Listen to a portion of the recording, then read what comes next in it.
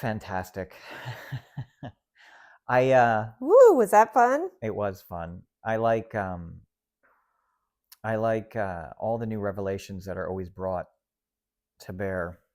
Yeah, I kind of want to share, like, we have this ability to be in more than one world at a time, Hmm. especially your eternal identity. And, or I should say, an eternal identity. Well, if you have an imagination, you can do it. Yeah. Well, everybody does, so That's the everybody point. can do That's the it. point. Yeah. So, while I'm doing my part, which is to activate and to unlock and to ignite remembrance of our future, right? Or you could just call it the now, the all and everything, and the timelines that we are building together. Um, many, many beings are there as I speak these, temple time transmissions or whatever you want to call them. Since I am kind of a temple builder, which is really a builder of sacred worlds, whether they're a building, whether they're helping somebody remember their sacred identity as a temple. But there are many beings there during these talks that come. I get a wink from Babaji, I get a head nod from Melchizedek, I get, you know, nothing is done singularity, right? Even, Yeah. yeah, even any bits of consciousness or beings who show up it's inclusive. Well, that's what I love. It's all inclusive. Mm. And everyone really has so many gifts that they bring. Hmm. And it's not complete unless we're all there. I like that. Yeah. Yeah. So, anyway, what did you really enjoy in that? Well, I feel more included all of a sudden. But I well, I enjoyed a lot of things. It's always nice to kind of connect some of the dots, as far as how the imagination fits in. Because if you suddenly feel or see New Earth and that future, is that the imagination?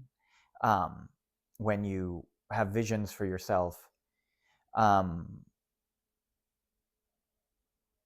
I find the whole idea very exciting. So you have Elarion, where we have decided to come back and move this New Earth or version of New Earth forward. And then these pockets of community, I find that, as we were just talking about, that inclusive place for these ninth wave co-creators, I find that feels very warm. It feels like family. And so I like that um, quite a bit, in fact, me personally. And maybe that's just because of the incarnation I experienced, but I do enjoy it. Yeah, well, community is what the whole, even this world, is built on, right? Mm-hmm. And but it's not just community with what we call human beings. It's Mm-hmm. community with animals, community with nature, community with concepts. It's commingling. Mm-hmm. It's intimacy. Right. It's, yeah. So we're already doing that. It's just how well are we doing it? And Right. are we doing it in new ways? Are we doing it in ways of new paradigms, Mm-hmm. new themes? What's the themes of this new Earth? And that's Right. what's exciting, because many of us have come with bold themes like death is a choice. Right. Even in this world, it's a choice. Right.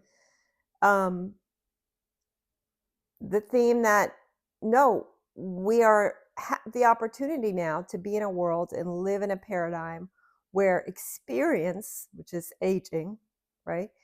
Timelines, which is in our current reality means aging and getting old, and therefore less and less vibrant. That you don't need to play that out anymore, right? That's been done. Thank you very much.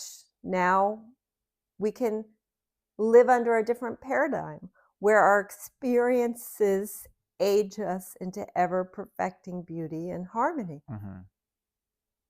Yeah, I find that profound too, that ever perfecting physical experience.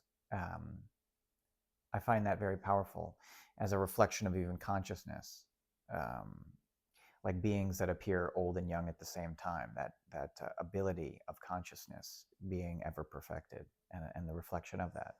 Yeah, and you know what? And it's even now as I look at people, I realize that we just call this version old and this version young. Little things are babies, you know.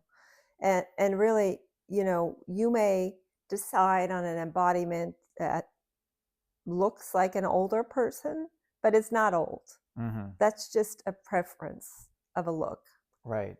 And there are many that already do this, that walk among the earth as lights. They show up in a old frame for various reasons that I don't want to go on and on about. But when you start living under a paradigm that there is no death and no such thing as aging, you begin to look at babies and old people very differently. They're more like creatures.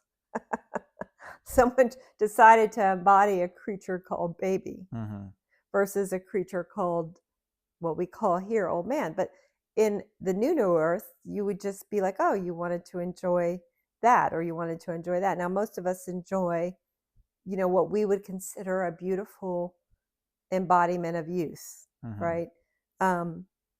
So I find that very, but so there are probably, I don't even know how many, I don't want to put a number on it, but there are certainly a lot more themes to be revealed by those who are co-creating a new earth. We're not returning to Atlantean times and building temples of pyramids, and not in this new earth that I'm speaking of from Elarion. Beautiful. Yeah. I always feel a completion when you speak of these things, because obviously there's 100 questions, but also it's nice to just marinate in what was said. Yeah. So I feel strongly both ways with that. Yeah, and I think that's wise, very wise. Just marinating in the question, what is my future? Show me my future in this new earth. And spend time in that, because I can tell you, I mean, I can go back to Jen and tell you what an explosion of revelations came when I literally experienced my future as Mukti Ananda Ma. Right.